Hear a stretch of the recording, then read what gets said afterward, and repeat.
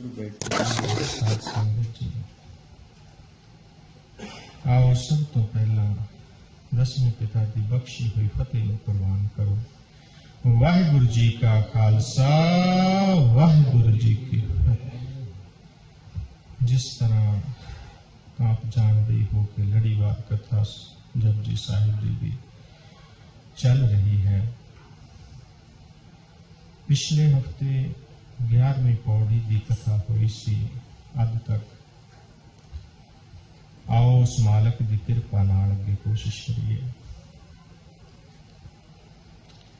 11वीं पौड़ी। सुनिया सरा गुना के गाह, सुनिया शेख पीर पातशाह, सुनिया अंदर पावे राह, सुनिया हाथ होवे असगाह, नानक भगतां सदा विगास, सुनिया दूर पाप का नास। गुरु साहिब जी फरमान करते हैं, गुरु की बाणी सुनन दे नाल, उस परिपूर्ण परमात्मा का शब्द सुनन दे नाल आदमी एक दो गुणा का नहीं, गुणा का सागर हो जाया करता है। जिस तरह सागर का पानी अतोल है, उस तरह उस इंसान के गुण भी अनमोल ते अतोल हो जाते हैं, जो उस परिपूर्ण परमात्मा का नाम हिरदे तो सुनता है तो उसनूं हिरदे विच वसाउंदा है। सुनिया शेख पीर पातशाह, उस प्रभु का नाम सुनन दे नाल आदमी शेख बन जाता है। शेख का मतलब है मुखी, सरदार, उच्च पदवी वाला। पीरां दा पीर बन जाता है, पातशाहां दा पातशाह बन जाता है। पातशाह जो व्याख्या चल रही सी कि प्राचीन काल दे विच राजा उसनूं कहंदे सन जो आत्मिक तौर पर रजिया होया है। राजनीति दे विच ये चीज बाद दे विच आई, पर पहला बादशाह जां राजा उसनूं कहा जांदा सी जो रजिया होया हुंदा सी। और भाई गुरदास जी ने उस राजे दी जो उस परिपूर्ण परमात्मा का नाम जपदा है, उस राजे दी की स्थिति हुंदी है, वो पिछले शब्दां दे विच कुछ कही सी। अज उसनूं अगे प्रवान करो। भाई गुरदास जी कहते हैं कि उस इंसान दी, उस संत दी, उस भगत दी राजनीति की हुंदी है। राजनीत नीत प्रीत, प्रजा को सुखे सुख, छत्रपत शेषत्र छाया शब्द साल है। ऐसे राजे की जो राजनीति है वो प्रीत की नीति हुंदी है। वो हर एक दे नाल प्रीत पैदा करता है, हर एक दे नाल संबंध जोड़ता है, क्योंकि उसनूं हर एक दे विचों उस एक दा रूप नजर आउंदा है। और उस राजा जो तृप्तिया होया राजा हुंदा है, वो भगत हुंदा है, जो वो हर एक दे नाल प्रीत दे संबंध जोड़ता है। यही उसकी राजनीति हुंदी है। और उस राजनीति दे विच प्रजा नूं सुख मिलता है। प्रजा उसकी केड़ी है? भगत जो होर बन रहे, जो गुरबाणी का नाम जपण की कोशिश करते हैं, जो उसके नाम नूं लैण की कोशिश करते हैं, उन्हां वास्ते वो भगत की वो प्रजा हुंदी है और उन्हां नूं बहुत सुख मिलता है। ऐसे पुरख जिन्हां दे बहुत सारे मित्र होण दुनिया दे विच, वो जिउंदे जी ही स्वर्ग दे विच हुंदे हन। और जिन्हां दे इंसान ते की गलियां दे कख भी वैरी हो जाण, वो जिउंदे जी नरक दे विच हुंदे हन। ऐसे भगत जो हुंदे हन, उन्हां दा हमेशा आनंद, हमेशा जिहड़ा है खुशी खेड़ा बनिया रहिंदा है। ऐसे भगत जो हन, जो ऐसे राजे हन, उन्हां दे अंतर आत्मा दे विच हमेशा ही अनहद धुन जो है वो बजदी रहिंदी है। उस अनहद धुन की आवाज जो है वो हमेशा आउंदी रहिंदी है। उसनूं अगे गुरु साहब कहंदे हन, सुनिया अंधे, गुरु साहब फरमाउंदे हन, सुनिया अंधे पावे राह। आत्मिक तौर पर जो इंसान अंधा हुंदा है, उसनूं गुरु का शब्द जो है वो मार्ग दिखला दिंदा है। वो गुरु के मार्ग ते चला के उस अंधे की आत्मा नूं भी पवित्र ते अनमोल कर दिंदा है।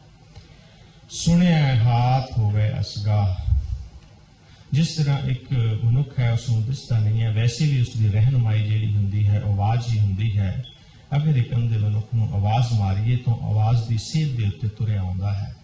इसी तरह ही आत्मिक तौर पर जो अन्ना इंसान है, वो गुरु के शब्द की सेध नाल तुर के उस गुरु की, उस परम पिता की प्राप्ति नूं पा लैंदा है। सुनिया हाथ होवे असगाह, जो उस परिपूर्ण परमात्मा के नाम नूं दिलों सुनदा है, सुरती नाल सुनदा है, ध्यान दे नाल सुनदा है, उस अकाल पुरख की आवाज़ नूं हमेशा ध्यान दे नाल सुनदा है। सुनिया हाथ होवे असगाह, उस नूं ये जो संसार सागर वर्गा है एक हथ की तरह छोटा दिखाई दिंदा है, क्योंकि उसनूं सारे ही संसार का उसनूं ज्ञान हो जाता है, उसनूं ब्रह्म ज्ञान हो जाता है, और उसनूं ये सारे ही ज्ञान होने के कारण उसनूं ये इतना वड्डा ब्रह्मंड, इतना वड्डा संसार एक हथ की तरह नजर आता है। नानक भगतां सदा विगास, सुनिया दुख पाप का नाश। जो गुरु दास परमात्मा का शब्द सुनते हैं उन्हां दे जीवन दे विच हमेशा ही खुशी खेड़ा बनिया रहिंदा है। इहो जिहे भगत, इहो जिहे इंसान उस परमात्मा दे नाल जुड़े हुए कदे किसी नूं कोई दुख दिंदे नहीं, और उन्हां दे जीवन दे विच कदे दुख वापस नहीं आउंदा। इस करके उन्हां दा हमेशा ही खेड़ा, उन्हां दी खुशी बनी रहिंदी है। गुरु साहब दियां इन्हां 4 सुनिया दियां पौड़ियां विच गुरु साहब ने जो महानता सुनन दी दसी है कि सुनन दे नाल इंसान उस परिपूर्ण परमात्मा तक पहुंच जाता है। असीं गुरु घर दे विच आउंदे हां, जिस तरह संसार दियां होर क्लासां हन, जिस तरह असीं पहली तो लैके MA तक जां उस तो भी अगे पढ़ाइयां असीं कर जांदे हां डिग्रियां दियां, इसे तरह गुरु नानक साहब दे स्कूल दियां भी क्लासां हन। फर्क सिर्फ इतना है कि जो आम इंसान दुनिया दे विच पढ़दा है, दुनिया दीयां क्लासां दे विच पढ़दा है, स्कूल दीयां क्लासां दे विच पहली तो चलिया, उसकी पढ़ाई MA ते खत्म हो गई, उसनूं कोई डर नहीं हुंदा, क्योंकि जो उसने विद्या हासिल की है वो उसदे कोल है। पर गुरु नानक साहब दे स्कूल दे विच पहली तो चलिया होया मनुख अगर वो MA तक पहुंच भी गया है तो उसनूं हमेशा डर बनिया रहिंदा है, वो MA तो फिर कच्ची के लिए आ सकता है, फिर उससे पहली ते आ सकता है, क्योंकि गुरु साहब की अगर गुरबाणी की सेध ते उसके नाम ते नहीं चलांगे तो पहुंचा होया भगत भी उस पहली क्लास दे विच पहले मनुखां दे विच आ जाया करता है। गुरु साहब दियां जो 10-11 क्लासां दा अज जिक्र करांगे, वैसे MA तक है। पहली क्लास गुरु नानक साहिब दी केड़ी है? पहली क्लास गुरबाणी नूं पढ़ना। सानू गुरबाणी दे रस दा पता नहीं, गुरबाणी दे अर्थां दा पता नहीं, बस किसी गुरसिख ने कह दिता तू 5 पौड़ियां दा पाठ करया कर, उस दे कहण ते 5 पौड़ियां दा पाठ कीता, पाठ लई उद्यम करना। उसनूं कोई रस नहीं है, कोई उसनूं ज्ञान नहीं है, पर उसने गुरु नानक साहब की पहली क्लास दे विच दाखला ले लिया है, जो किसी के कहण ते उस गुरु की बाणी नूं पढ़न लगता है, भावें उसनूं अर्थां दा नहीं पता, भावें उसनूं नहीं रस आउंदा। गुरु नानक साहब की दूसरी क्लास केड़ी है? दूसरी क्लास गुरु नानक साहब की है संगत दे विच आउंदियां आउंदियां मन पुणिया जाता है, चंगे ते बुरे दा जो मन दे विच है वो पता लगना शुरू हो जाता है, और उस मन पुणे जान दे नाल उसनूं सच और झूठ का पता लगना शुरू हो जाता है। गुरु नानक साहिब की तीसरी क्लास केड़ी है? गुरु नानक साहिब के स्कूल की तीसरी क्लास है कि इंसान चंगे कामां नूं करना शुरू कर दिंदा है, चंगे कामां वाल उसकी जो बिरती है वो लग जाती है, माड़े कामां नूं छड्डना हौली हौली शुरू हो जाता है।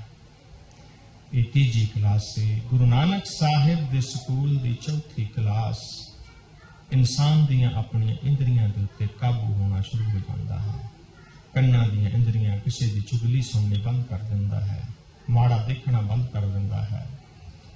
इहो जिहियां बिरतियां पैदा होंदियां हन, इंद्रियां ते कंट्रोल हो जाना, होर क्रियावां ते कंट्रोल हो जाना, यही इंसान जिहड़ा है गुरु नानक साहब की चौथी क्लास दे विच पहुंच जाता है। गुरु नानक साहब की 5वीं क्लास इंसान के अंदर दान करन दी बिरती पैदा होती है, वो दानी बन जाता है, वो हमेशा ही किसी ना किसी ने कुछ देना, कोई दान पुण्य करन दी बिरती रखनी महसूस करता है। ये गुण उसके 5वीं क्लास के पैदा होते हैं। 6ਵੀਂ ਕਲਾਸ ਗੁਰੂ ਨਾਨਕ ਸਾਹਿਬ ਦੀ 6ਵੀਂ ਕਲਾਸ ਗੁਰਬਾਣੀ ਦੇ ਵਿੱਚੋਂ ਰਸ ਆਉਣਾ ਸ਼ੁਰੂ ਹੋ ਜਾਂਦਾ ਹੈ। ਜਦੋਂ ਗੁਰਬਾਣੀ ਦੇ ਵਿੱਚੋਂ ਰਸ ਆਉਣਾ ਸ਼ੁਰੂ ਹੋ ਜਾਂਦਾ ਹੈ ਤਾਂ ਇਨਸਾਨ ਕੋਈ ਨਾ ਕੋਈ ਬਹਾਨਾ ਭਾਲਦਾ ਹੈ, ਕੰਮ ਦੇ ਵਿੱਚ ਲੱਗਿਆ ਹੋਇਆ ਵੀ ਕਿ ਕਿਸੇ ਤਰ੍ਹਾਂ ਮੈਨੂੰ ਟਾਈਮ ਮਿਲੇ ਤੇ ਮੈਂ ਉਸ ਗੁਰੂ ਦੀ ਭਗਤੀ ਕਰਾਂ। ਕਈ ਵਾਰ ਪਿੰਡਾਂ ਦੇ ਵਿੱਚ ਬੀਬੀਆਂ ਵੀ ਕਹੀ ਜਾਂ ਮੇਰੇ ਵੀਰ, ਜਿਸ ਤਰ੍ਹਾਂ ਉਹਨਾਂ ਨੂੰ ਇਹ ਲੱਗੇ ਕਿ ਅੱਜ ਦਿਨ ਘੱਟ ਬਿਜੀ ਹੈ, ਜਾਂ ਸੱਸ ਨੇ ਆਪਣੀ ਨੂੰਹ ਨੂੰ ਕਹਿ ਦੇਣਾ ਅੱਜ ਲਿਖਵਾਇਆ ਗਿਆ ਤੇ ਤੁਸੀਂ ਸਾਂਭ ਲਿਓ, ਅੱਜ ਮੈਂ 84 ਕੱਟਣੀ ਹੈ, ਘਰ ਦੇ ਵਿੱਚ ਬੈਠ ਕੇ ਕਿ ਜਪਜੀ ਸਾਹਿਬ ਦੇ 84 ਪਾਠ ਕਰਨੇ ਹਨ ਔਰ ਚਿੱਤ ਜੋ ਹੈ ਉਹ ਗੋਇੰਦਵਾਲ ਸਾਹਿਬ ਦੇ ਵਿੱਚ ਰੱਖਣਾ ਹੈ। ਕਈ ਇਸ ਤਰ੍ਹਾਂ ਕਰਦੇ ਹਨ, ਅੱਧੀ 84 ਕੱਟ ਲੈਂਦੇ ਹਾਂ, 42 ਪਾਠ ਕਰ ਲੈਂਦੇ ਹਾਂ। ਇਸ ਤਰ੍ਹਾਂ ਦੀਆਂ ਬਿਰਤੀਆਂ ਪੈਦਾ ਹੋਣੀਆਂ ਸ਼ੁਰੂ ਹੋ ਜਾਂਦੀਆਂ ਹਨ ਜਦੋਂ ਇਨਸਾਨ ਉਸ ਪਰਮਾਤਮਾ ਦੀ ਉਸ ਗੁਰੂ ਨਾਨਕ ਸਾਹਿਬ ਦੀ 6ਵੀਂ ਕਲਾਸ ਦੇ ਵਿੱਚ ਪਹੁੰਚਦਾ ਹੈ। ਗੁਰੂ ਨਾਨਕ ਸਾਹਿਬ ਦੀ 7ਵੀਂ ਕਲਾਸ ਗੁਰਬਾਣੀ ਪੜ੍ਹਦਿਆਂ ਜਦੋਂ ਗੁਰਬਾਣੀ ਦਾ ਰਸ ਆਉਂਦਾ ਹੈ ਤਾਂ ਉਸ ਵੇਲੇ ਗੁਰਬਾਣੀ ਦੀ ਡੂੰਘਾਈ ਦੇ ਵਿੱਚ ਜਾਣਾ ਸ਼ੁਰੂ ਹੋ ਜਾਂਦਾ ਹੈ। ਕਦੇ ਕਦੇ ਅਰਥਾਂ ਨੂੰ ਪੜ੍ਹਨਾ, ਅਰਥਾਂ ਨੂੰ ਸਮਝਣ ਦੀ ਕੋਸ਼ਿਸ਼ ਕਰਨੀ, ਰਸਨਾ ਦੇ ਉੱਤੇ ਸੁਖਮਨੀ ਸਾਹਿਬ ਦਾ ਪਾਠ ਚੱਲਣ ਲੱਗ ਪੈਣਾ ਜਾਂ ਸੁਰਤੀ ਦੇ ਵਿੱਚ ਪਾਠ ਚੱਲਣ ਲੱਗ ਪੈਣਾ, ਇਹ ਜਿਹੜੀ ਹੈ ਇਹ 7ਵੀਂ ਕਲਾਸ ਹੈ। ਗੁਰੂ ਨਾਨਕ ਸਾਹਿਬ ਦੇ ਘਰ ਦੀ 8ਵੀਂ ਕਲਾਸ ਖਾਣ ਪੀਣ ਤੇ ਹੋਰ ਕਿਰਿਆਵਾਂ ਤੇ ਕੰਟਰੋਲ ਹੋਣਾ ਸ਼ੁਰੂ ਹੋ ਜਾਂਦਾ ਹੈ। ਉਹ ਖਾਣ ਪੀਣ ਦੇ ਵਿੱਚ ਪਹਿਲਾਂ ਵਾਂਗ ਨਹੀਂ ਕਰਦਾ ਔਰ ਹੋਰ ਵੀ ਜਿਤਨੇ ਸ਼ੌਕ ਹਨ ਉਹ ਘੱਟ ਹੋ ਜਾਂਦੇ ਹਨ। ਗੁਰਬਾਣੀ ਦੇ ਵਿੱਚ ਚਿੱਤ ਲੱਗਣਾ ਸ਼ੁਰੂ ਹੋ ਜਾਂਦਾ ਹੈ। ਇਹ ਗੁਰੂ ਨਾਨਕ ਸਾਹਿਬ ਦੀ 8ਵੀਂ ਕਲਾਸ ਹੈ। ਗੁਰੂ ਨਾਨਕ ਸਾਹਿਬ ਦੇ ਸਕੂਲ ਦੀ 9ਵੀਂ ਕਲਾਸ ਇਨਸਾਨ ਦਾ ਪਹਿਰਾਵਾ ਸਾਦਾ ਹੋ ਜਾਂਦਾ ਹੈ। ਉਹ ਸਾਦਾ ਪਹਿਨਣਾ, ਹੋਰ ਕਿਰਿਆਵਾਂ ਦੇ ਵਿੱਚ ਸਾਦਗੀ ਆ ਜਾਂਦੀ ਹੈ। ਇਹ ਸਾਡੇ ਗੁਰੂ ਨਾਨਕ ਸਾਹਿਬ ਦੀ, ਗੁਰੂ ਸਾਹਿਬ ਦੀ 9ਵੀਂ ਕਲਾਸ ਹੈ। 10ਵੀਂ ਕਲਾਸ ਜਦੋਂ 10ਵੀਂ ਕਲਾਸ ਸ਼ੁਰੂ ਹੁੰਦੀ ਹੈ ਗੁਰੂ ਨਾਨਕ ਸਾਹਿਬ ਦੀ, ਤੇ ਉਸ ਵੇਲੇ ਇਹ ਜਗ ਬਿਨਸਨਹਾਰ ਨਜ਼ਰ ਆਉਣਾ ਸ਼ੁਰੂ ਹੋ ਜਾਂਦਾ ਹੈ ਕਿ ਬਹੁਤੇ ਖਿਲਾਰੇ ਨਹੀਂ ਪਾਉਣੇ, ਬਹੁਤਾ ਜ਼ਿਆਦਾ ਦੁਨੀਆ ਦੇ ਵਿੱਚ ਖਚਤ ਨਹੀਂ ਹੋਣਾ। ਇਨਸਾਨ ਨੂੰ ਸਮਝ ਆ ਜਾਂਦੀ ਹੈ ਕਿ ਇਹ ਸਰੀਰ ਜੋ ਹੈ, ਇਹ ਮਕਾਨ ਜੋ ਹੈ, ਇਹ ਕਿਰਾਏ ਦਾ ਹੈ, ਇੱਕ ਦਿਨ ਛੱਡ ਕੇ ਜਾਣਾ ਪੈਣਾ ਹੈ। 10ਵੀਂ ਕਲਾਸ ਦੇ ਵਿੱਚ ਜਗ ਜੋ ਹੈ ਉਹ ਬਿਨਸਨਹਾਰ ਨਜ਼ਰ ਆਉਣਾ ਸ਼ੁਰੂ ਹੋ ਜਾਂਦਾ ਹੈ। ਗੁਰੂ ਨਾਨਕ ਸਾਹਿਬ ਦੇ ਘਰ ਦੀ 11ਵੀਂ ਕਲਾਸ 11ਵੀਂ ਕਲਾਸ ਗੁਰੂ ਨਾਨਕ ਸਾਹਿਬ ਦੇ ਘਰ ਦੀ, ਜਦੋਂ ਉਸ ਪਰਿਪੂਰਨ ਪਰਮਾਤਮਾ ਦੇ ਵਿੱਚ, ਉਸ ਦੇ ਵਿਛੋੜੇ ਦੇ ਵਿੱਚ ਹੋਣ ਦੇ ਕਾਰਨ ਮਨ ਵੈਰਾਗ ਦੇ ਵਿੱਚ ਰਹਿੰਦਾ ਹੈ, ਮਨ ਵੈਰਾਗੀ ਹੋ ਜਾਂਦਾ ਹੈ। ਉਸ ਪਰਿਪੂਰਨ ਪਿਤਾ ਦੇ ਦਰਸ਼ਨਾਂ ਦੇ ਲਈ ਉਸ ਦੇ ਵਿਛੋੜੇ ਨੂੰ ਮਹਿਸੂਸ ਕਰਦਾ ਹੈ ਕਿ ਮੈਨੂੰ ਉਸ ਗੁਰੂ ਦਾ ਵਿਛੋੜਾ ਹੈ। ਵੈਰਾਗ ਆ ਜਾਂਦਾ ਹੈ, ਅੱਖੀਆਂ ਦੇ ਵਿੱਚੋਂ ਅਥਰੂ ਸ਼ੁਰੂ ਹੋ ਜਾਂਦੇ ਹਨ ਉਸ ਗੁਰੂ ਦੇ ਪ੍ਰੇਮ ਦੇ ਵਿੱਚ। ਜੇਕਰ ਅਸੀਂ ਤੀਜੀ ਲਾਮ ਦਾ ਪਾਠ ਪੜ੍ਹੀਏ ਜਾਂ ਸੁਣੀਏ ਤੇ ਉਸ ਦੇ ਵਿੱਚ ਇਹ ਜਿਹੜੀ ਅਵਸਥਾ ਹੈ ਉਹ ਸਾਬਤ ਹੋ ਜਾਂਦੀ ਹੈ। ਗੁਰੂ ਸਾਹਿਬ ਲਿਖਦੇ ਹਨ, ਤੀਜੀ ਲਾਵ ਮਨ ਚਾਉ ਭਇਆ, ਬੈਰਾਗੀਆ ਬਲਰਾਮ ਜੀਓ, ਸੰਤ ਜਨਾ ਮੇਲ ਹਰ ਪਾਇਆ, ਵਡਭਾਗੀਆ ਬਲਰਾਮ ਜੀਓ। ਗੁਰੂ ਸਾਹਿਬ ਕਹਿੰਦੇ ਹਨ, ਜਨ ਨਾਨਕ ਬੋਲੇ ਤੀਜੀ ਲਾਵੈ, ਹਰ ਉਪਜੈ ਮਨ ਬੈਰਾਗ ਜੀਓ।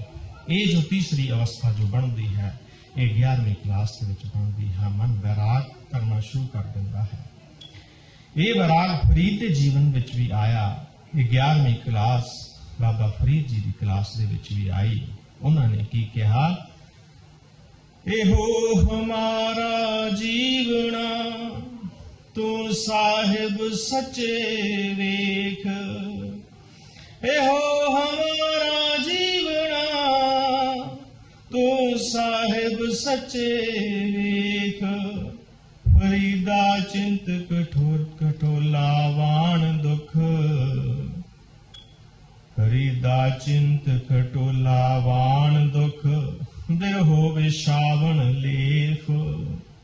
ਚਿੰਤ ਖਟੋਲਾ, ਖਟੋਲਾ ਕਹਿੰਦੇ ਹਨ ਮੰਜੇ ਨੂੰ। ਫਰੀਦ ਜੀ ਕਹਿੰਦੇ ਹਨ ਕਿ ਐ ਸਾਹਿਬ ਹੁਣ ਤੇਰੇ ਵਿਛੋੜੇ ਦੇ ਵਿੱਚ ਮੇਰੀ ਇਹ ਹਾਲਤ ਹੋ ਗਈ ਹੈ, ਮੈਂ ਚਿੰਤਾ ਦਾ ਮੰਜਾ ਡਾਇਆ ਹੈ, ਉਸ ਨੂੰ ਵਾਣ ਜੋ ਹੈ ਉਹ ਦੁੱਖਾਂ ਦਾ ਲਾਇਆ ਹੈ। ਜੋ ਵਿਛੋਣਾ ਹੈ ਉਸ ਬਿਸਤਰ ਦੇ ਉੱਤੇ, ओ मैं बिरहा दा जिहड़ा विछौना है वो लाया है, इहो हमारा जीवना तो साहिब सच्चे वेख। एक क्लास कबीर जी ते भी आई, 11वीं क्लास। कबीर बिरहो पे अंगम मन वसै, राम मंत न जाने कोए, राम वियोगी ना जियो, ओ जियो तो बौरा होए। ऐ पिता तेरे प्यार तो बिना नहीं हो रहा हुंदा, तेरे विछोड़े दे विच जो है मन वैराग दे विच आ जांदा है। गुरु नानक साहिब जी नूं धन धन बाबा नंद सिंह जी नानकसर वाले, उन्हां गुरु नानक देव जी महाराज नूं भगती दा स्वरूप दस्या है। गुरु अंगद देव जी महाराज नूं कहना मनण दा स्वरूप, गुरु अमरदास महाराज जी नूं सेवा दा स्वरूप दस्या है, और तन तन श्री गुरु रामदास जी नूं वैराग दा स्वरूप दस्या है। सूरज प्रकाश दे विच लिखिया होया है कि तन तन गुरु रामदास जी महाराज जदों वैराग दे विच आउंदे सन ते उन्हां दा दाड़ा जिहड़ा सी वो भिज जाया करदा सी।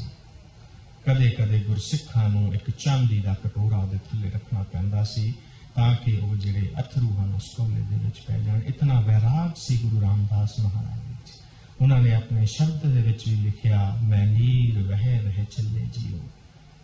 गुरु रामदास साहिब जी हन वो वैराग का स्वरूप हुए हैं।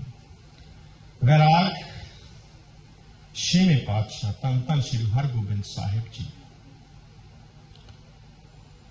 उन्होंने समय भी ख्वाजा रोशन जो है वो वैराग होया सी। जिहड़ा वैराग की क्लास है इहदे विच 4 भगतां ने जो है उसका दस्या है कि ये किस तरह है तो इसका की असर होंदा है। धन धन बाबा नंद सिंह जी वो कहते हैं कि वैराग दे विच आए हुए अथरू, उस पिता दे वैराग दे विच आए हुए अथरू साडा कोई ना कोई माड़ा कर्म जिहड़ा वो धो जाते हैं। बाबा नंद सिंह जी, बाबा हरभजन सिंह जी वड्डे नानकसर, इन्हां तो बाद दे विच भी बाबा हरभजन सिंह जी होए जिन्हां नूं छोटे कहा जांदा सी। ये पहले बाबा जी बाबा हरभजन सिंह जी जिन्हां नूं वड्डे कहा जांदा सी। उन्हां दा वचन बड़े ध्यान नाल सुनना। वैराग दे विच आए हुए अथरू अनमोल हुंदे हन। क्यों अनमोल हुंदे हन कि जो कलगी वाले दे लई निकले हुए अथरू, वो कलगी वाला अनमोल है, उसदे वैराग दे विच निकले हुए अथरू भी जो है वो अनमोल होंदे हैं। भाई वीर सिंह जी 11वीं क्लास। वैराग तो बाद मिलाप दी जो कड़ी है वो नजदीक होंदी है। एक गुरसिख जथा बीबी कौलां दे गुरुद्वारे दा, उन्हां दे बचन, तुसी जिन्ना भी नेम करो तुहानू घट महसूस होवे, जितना भी तुसी नाम जपो तुहाडे मन नूं महसूस होवे अज घट होया है ते तुसी वैराग दी मंजिल दे नेड़े हो। प्रिंसीपल सतबीर सिंह जी सूरज प्रकाश दे विच लिखदे हन कि ख्वाजा रोशन नूं भी वैराग होया। धन धन श्री गुरु हरगोबिंद साहिब महाराज जी उन्हां दे घोड़ियां दे तबेले दी घोड़ियां दी सेवा करदा सी। गुरु साहिब ने जाना, घोड़ा तैयार रखना, बाकी घोड़ियां नूं जो भी दाना पानी पाउणा उसकी सेवा सी। एक दिन गुरु साहिब ने घोड़े नूं अड्डी लाई, नाल कुछ सिंह सन ते ख्वाजा रोशन नूं किसी ने कह दिता कि गुरु साहब हुण गए ने ते 2 महीने तक वापस नहीं आउणगे। गुरु साहब कई मील चले गए, जदों पिछे मुड़ के देखा की देखते हन, ख्वाजा जो है वो मगर भज्जा आउंदा है। वो गुरु साहब घोड़े ते हन, नाल सिंह हन ते वो मगर मगर भज्जा आउंदा है। गुरु साहब ने पिछा परत के देखा, कहंदे ख्वाजा रोशन। गुरु साहब ने घोड़ा रोकिया, सिंह भी खड़े हुए, गुरु साहब उतरे, कहंदे ख्वाजा रोशन की गल हो गई, तुसी मगर भज्जे आ रहे हो? कहंदे गुरु साहेब मैनू गुरसिख ने कहा है कि तुसी चले हो, तुसी 2 महीने तक वापस नहीं आओगे। ते गुरु महाराज मेरे दर्शन, मैं तुहाडे रोज दर्शन किस तरह करया करांगा? गुरु हरगोबिंद साहब कहते तू इस करके भज्या है, इन्ना प्यार, इन्ना वैराग। हुण देखो मेरे पिता की करते हैं, घोड़े तो उतरे हैं, ख्वाजा रोशन के सिर के उत्ते दोनों हाथ रख दिते और गुरु साहब की कहते हैं, गुरु तेरे अंग संग रहे, गुरु तेरे अंग संग रहे, सदा गुरु तेरे अंग संग रहे, सदा गुरु तेरे अंग संग रहे। ये बचन करम दी देर सी, प्रकाश होया ज्ञान दा प्रकाश, ब्रह्म ज्ञान की प्राप्ति हो गई ख्वाजा रोशन में। गुरु साहब ने कहा, गुरु साहब अज तो तेरे दिल दे विच हां, तेरे हिरदे च बैठ गए हां असीं ख्वाजा रोशन। हुण तू घोड़ियां की सेवा नहीं करेगा, हुण तू दुआबे वल जा ते उत्थे गुरमत दा प्रचार कर। ख्वाजा रोशन गुरु साहब की आग्ञा लैके दुआबे वल नूं चल गया। दुआबे जदों पहुंचिया ते उत्थे इसनूं एक मुसलमान मिलिया, जानी सैयद। ख्वाजा रोशन नूं मिलदियां ही कहंदा, तुसीं रंग दे विच रंगे लगदे हो, मैं बहुत भटक रहा हाँ, बहुत विलाप दे विच हाँ। कहंदे की गल होई? ख्वाजा रोशन ने कहा, की गल होई? कहंदे जानी नूं जानी नहीं मिलिया। पहला जानी वो आप सी, दूसरा उस परमात्मा का नाम, उस परमात्मा नूं कहंदा जानी नूं जानी नहीं मिलिया। ख्वाजा रोशन कहन लगा, जानी नूं मिलना ते तैनूं सिर्फ एक ही मिला सकता है, शास्त्र वाला ते माला वाला, वो तैनूं मिला सकता है। शास्त्र ते माला वाला कौन है? श्री गुरु हरगोबिंद साहिब। ख्वाजे रोशन ने उसने एक हफ्ता आपदे कोल रखिया और समझाया, उन गुरु दियां जो साखियां सन उसनूं सुनाइयां और कहा, तू जाना है जे गुरु साहिब दे कोल ते एक गल याद रखी, तू जानी नूं मिलना है ना, ते तैनूं शास्त्र ते माला वाला मिला सकदा है, पर चाहे वो तैनूं हिरदे दे नाल ला लवे ते भावें धक्के दे देवे, उहदा दर ना छड्डी। जानी सैयद दे गल पन्ने बन के चले गया। जा गुरु दे दरबार दे विच शामिल होया, जाके गुरु साहब ने भी ओह गल जानी नूं जानी मिला दे। जिथे भी गुरु साहब नूं टक्करना, जानी नूं जानी मिला दे गुरु साहब।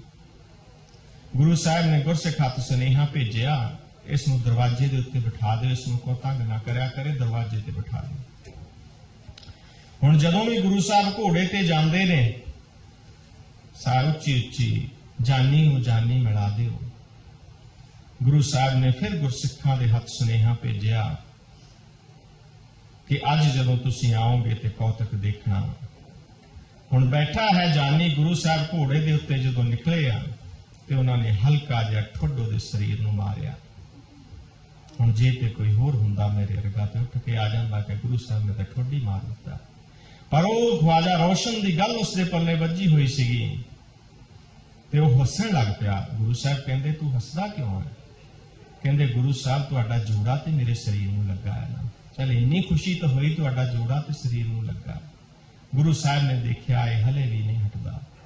गुरु साहब ने गुरसिखां नूं कहा, इहदे जिथों असीं लंघदे हां इहदे अगे कंध कर दिओ, जानी दे अगे, कि ताकि सानूं जांदा होया देख ना सके। पर जदों गुरु साहब के घोड़े के पैरों की आवाज आनी, जानी ने फिर उच्ची उच्ची, गुरु साहेब जानी नूं जानी मिला दो। चौथी क्रिया गुरु साहब ने देखा कि हले भी नहीं हटदा, परखिए थोड़ा। गुरु साहब ने सिंघां नूं मोहरां दित्तियां ते क्या जानी नूं कोई मोहरां लै ते पिछा छक सकदा। जदों उसनूं मोहरां दित्तियां, उसने बड़े अदब सत्कार नाल मोहरां वापस करके कहंदा, गुरु साहब नूं कहो कि जानी नूं मिलना है, मैनूं मोहरां नहीं चाहीदियां, उन्हां नूं कहो मैनूं जानी नूं जानी मिला दो। जदों गुरसिखां ने जाके गुरु साहब नूं दस्सिया ते गुरु साहब कहंदे, अच्छा जानी नूं मिलना ते उसनूं कहो जाओ खूह च छाल मार दे।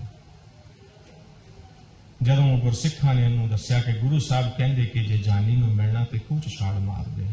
कहंदा, सच्ची? गुरु साहब ने कहा। कहते हाँ जी, कहता ये किहड़ी गल है। उस वेले चल पिया खूह वाल नूं और गुरु साहब ने सिखां नूं कहा सी जे चलिया तो इसनूं फड़ लेना।